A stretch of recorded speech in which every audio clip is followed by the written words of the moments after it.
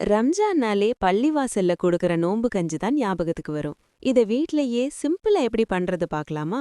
இதுக்கு குதிரைவாலி அரிசி 1 கப் எடுத்திருக்கேன். இது கூட 1/4 கப் பைத்தம்பருப்பு சேர்த்து நல்லா கழுவிட்டு 1 கப் தண்ணி, 1/2 ஸ்பூன் வெந்தயம் சேர்த்து 1/2 மணி நேரம் ஊற வச்சுக்கலாம். குக்கர்ல 1 ஸ்பூன் எண்ணெய், 1 ஸ்பூன் நெய் சூடானதும் மசாலா பொருட்கள் சேர்த்து பொரிஞ்சதும் பொடியா நறுக்கிய சின்ன வெங்காயத்தையும் பெரிய வெங்காயத்தையும் சேர்த்துக்கலாம். கூடவே பூண்டையும் பச்சை மிளகாயையும் நறுக்கி சேர்த்து நல்லா வதங்கினதும் பொடியா நறுக்கின தக்காளி, தேவையான அளவு உப்பு சேர்த்து நல்லா வதக்கிக்கலாம். இஞ்சி பூண்டு விழுது சேர்த்துக்கலாம். இப்ப 1 கைப்பிடி புதினா, கொத்தமல்லி சேர்த்துக்கலாம். கொஞ்சமா பச்சை பட்டாணி, பொடியா நறுக்கின கேரட் சேர்த்து கொஞ்ச நேரம் வதக்கி 1/2 டீஸ்பூன் கரம் மசாலாவை சேர்த்துக்கலாம். இப்ப ஊற வச்ச அரிசிய சேர்த்து கூடவே 4 கப் தண்ணி சேர்த்து நல்லா கலந்து குக்கரை மூடி 5 விசில் விட்டுக்கலாம்.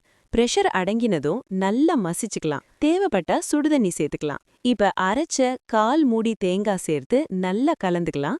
கொஞ்சம் கொத்தமல்லி சேர்த்துக்கலாம். அவ்வளோதாங்க. பெரியவங்க, குழந்தைங்க எல்லோருக்கும் பிடித்த ரொம்பவே ஹெல்த்தியா, நல்ல டேஸ்டியா சிறுதானிய நோன்பு கஞ்சி ரெடி. நீங்களும் ட்ரை பண்ணுங்க. லைக் பண்ணுங்க, ஷேர் பண்ணுங்க, சப்ஸ்கிரைப் பண்ணுங்க. தேங்க்யூ.